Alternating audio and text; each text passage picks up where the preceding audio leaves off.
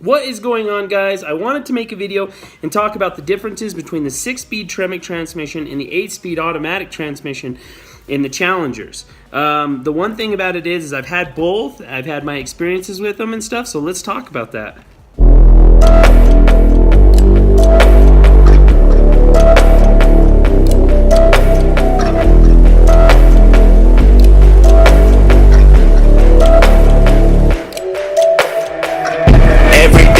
To dream it real right now.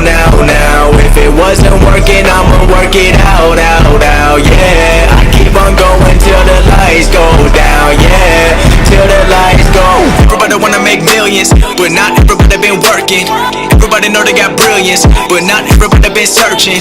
Everybody rap about money and hoes, but they got neither. Everybody knows. Guys, let's talk about these transmissions for a minute. I really enjoyed the time I had with my 6-speed Tremec that was in my Scat Pack.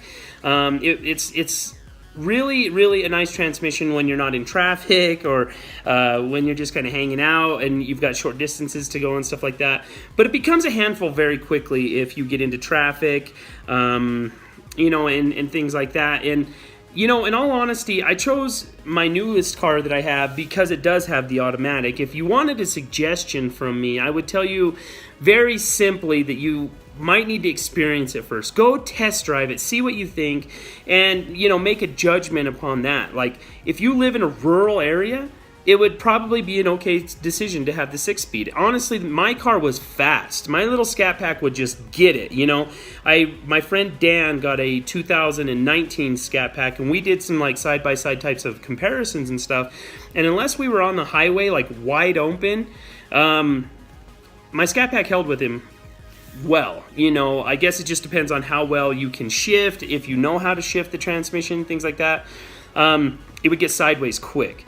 And I say this all the time and people kind of laugh, but it's true. I had to relearn how to do a burnout with a manual transmission because I've had manual cars before, but not like this. It's different. You know, the Scat Pack has a ton of power, and putting it to the ground and actually being in full control of it, well, kind of full control of it, because like I said, it just gets radical really fast. It's a handful for sure.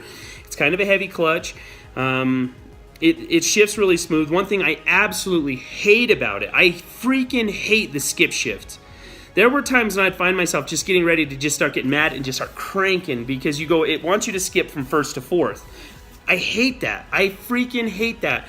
You know, they have skip shift eliminators. If I would have kept the Scat Pack, I would have had to have gone with that. You know, you'll be driving around in town, you'll be getting up just a tiny bit of speed, go to shift, and it locks you out and puts you directly in fourth gear. I hate that. I believe from what I was reading and stuff like that, that's for fuel economy. I don't know. It has no practical use to me. It's ridiculous. It was kind of garbagey, if you ask me. But that was kind of part of my decision making in getting the Scat Pack or the Hellcat over the Scat Pack, was because me and my family, my wife's family, are out of California and things like that. We do a lot of traveling. We're going to be going out, you know, to Texas and things like that. My brother lives out in Kansas, so we do a lot of traveling.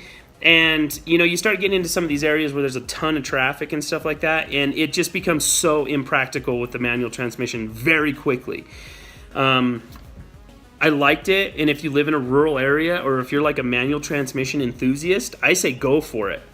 But just in my personal, honest opinion, if you're going to get one, you're going to be more happy with the automatic transmission. You just simply will be more happy.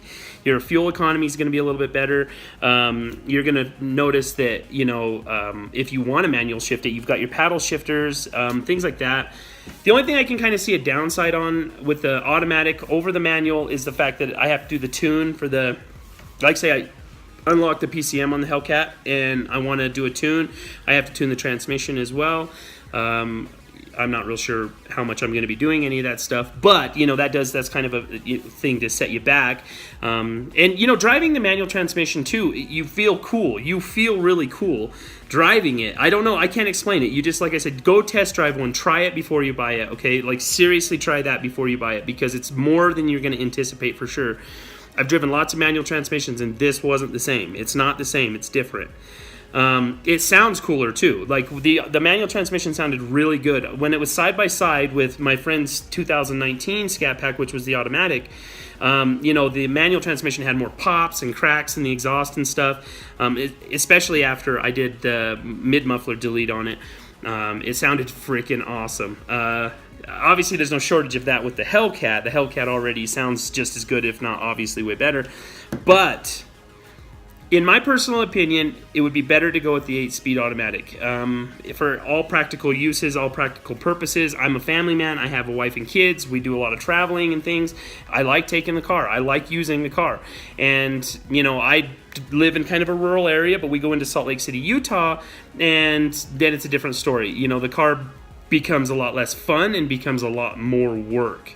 And so that's just kind of my thought process on the whole situation. I'm sorry the lighting is really weird right now. It's like super bright outside. There's a lot of snow. So if I move the wrong way just a little bit, next thing you know, you can't see me anymore. But seriously, try it.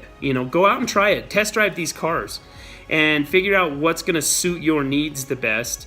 I had heard from, people at FCA that when like the Demon or the Hellcat or any of these are racing, usually you're in about 6th gear when you're going over the finish line, in a quarter mile. So, if you can learn how to shift properly and get rid of that stupid skip shift, FCA, what is okay, fuel economy, all right, whatever. But I drive a manual transmission because I want to fill those gears. I want to start rolling some gears, right?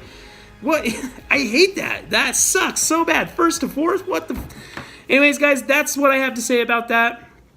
I'm going to come back with a lot more content. I took some of my stuff down because, like I said in a previous video, I was having a lot of conversations with some of these guys who got in some trouble on YouTube, and I just didn't feel comfortable having a lot of that on there.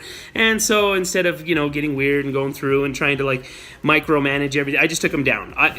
But simply because I want to make better quality videos for you guys, I'm going to go back over some of the stuff I did. We'll talk about Hellcat bumper conversions. Being a Hellcat owner, I don't feel like people shouldn't. Like some Hellcat owners get upset when you put Hellcat hoods or bumpers and stuff on here. No, I think you should. I think you should modify your Mopar. Modify it. Put the good stuff on it. Dodge is doing it, so why not? Stay tuned. I'll be back with more stuff.